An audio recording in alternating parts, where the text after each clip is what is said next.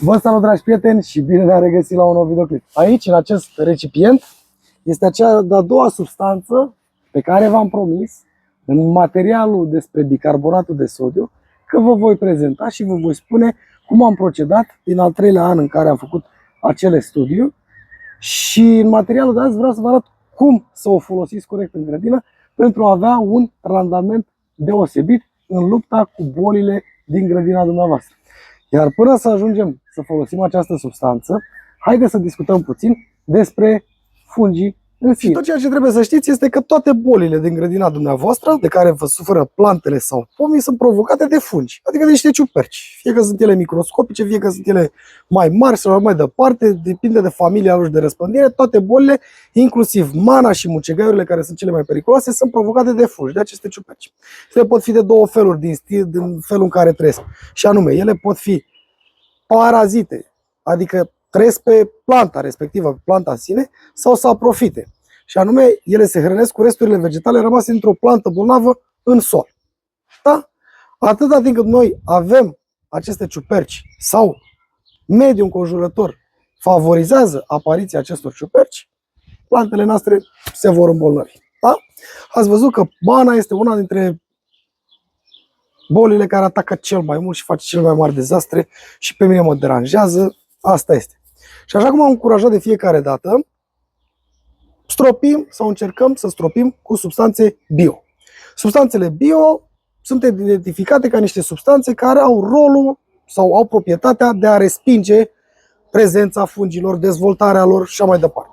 În detrimentul substanțelor chimice, care fac o treabă extraordinară, sunt de acord cu această chestie, care atacă pur și simplu poate ADN-ul, ciuperci și așa mai departe. În schimb, acele substanțe chimice, așa cum am spus de nenumărate ori, intră în pulpa fructului, se acumulează în organismul nostru și problemele sunt enorme. Nu vreau să aduc vorba despre acest lucru.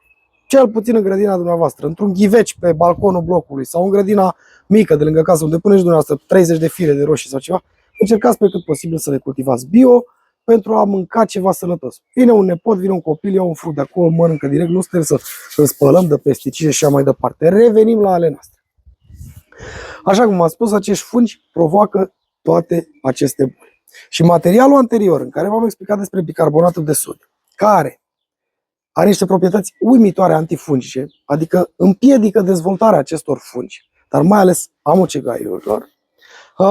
Și ați văzut acolo că există un patent, o licență, o autorizație care este înregistrată la OSIM, în care bicarbonatul de sodiu în combinație cu alte două substanțe devine un fungicid foarte puternic. În materialul de azi o să vă prezint cea de-a doua tehnică. Așa cum v-am spus, eu am testat bicarbonatul de sodiu timp de 5 ani împreună cu câțiva prieteni și pe suprafețe mai mari și pe suprafețe mai mici și în solarium. Iar din al treilea an am început să adăugăm și această substanță pe care o să vă prezint imediat.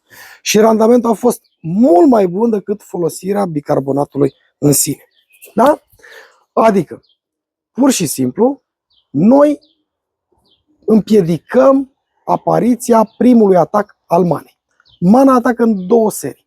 Atacă la sfârșitul lunii mai, jumătatea lunii iunie, atunci când încep să înflorească legumele dumneavoastră, și atunci este un atac provenit din pământ, adică din acele ciuperci saprofite care s-au hrănit cu resturile vegetale din plantele bolnave, fie că au rămas acolo de la dumneavoastră, fie că au fost aduse de vânt. Iar a doua fază este reprezentată de atacul manei, de sporii care au venit deja de la primul atac din alte părți și se așează pe plantele dumneavoastră și atunci le îmbolnăvesc. Iar noi ne ocupăm de această primă fază. Și dacă reușim să ne ocupăm de această primă fază, este posibil ca a doua fază să fie mult mai ușoară, pentru că în prima fază avem umiditate mai mare, temperatura este mai scăzută, exact ceea ce le plac fungilor.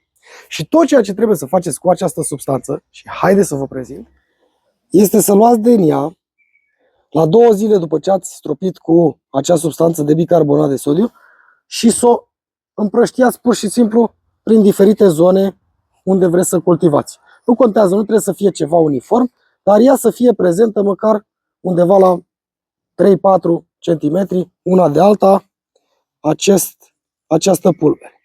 Da? Pe care cu toții o știți și este vorba despre sulfatul de cupru. Tibitul încurajezi substanțele bio, nu substanțele chimice. Da? Și bicarbonatul de sodiu este tot o substanță chimică. Și sulfatul de cupru este o substanță chimică, dar este una dintre singurele substanțe cu care sunt de acord și care nu se acumulează în organism și nu sunt dăunătoare în felul acesta organismului dumneavoastră.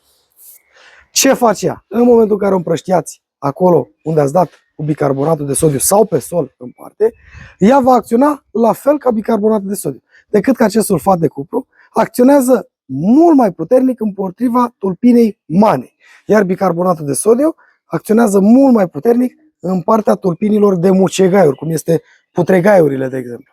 Și aceste două combinate vor face un spectru larg de acțiune și vor împiedica dezvoltarea mucegaiurilor, a manei și altor boli fungice care provin din solul dumneavoastră și atacă în primă fază plantele.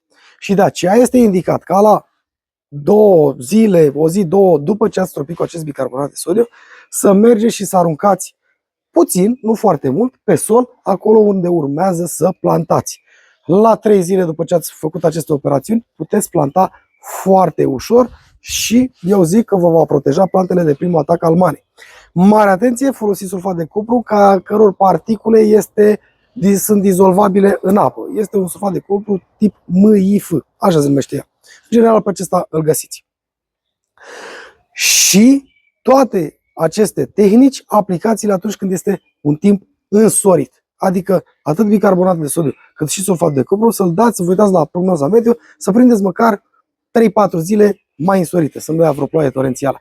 Pentru că ploaia va veni și va dizolva mai mult acest sulfat de cupru, îl va îngloba în pământ și îl va spăla oarecum. Dar dacă el apucă să stea pe suprafața solului, mici particule din acesta se vor răstrânge în suprafața de sol și fungii, în momentul în care miceliul fungilor va încerca să se dezvolte, aceste substanțe nu îl va lăsa.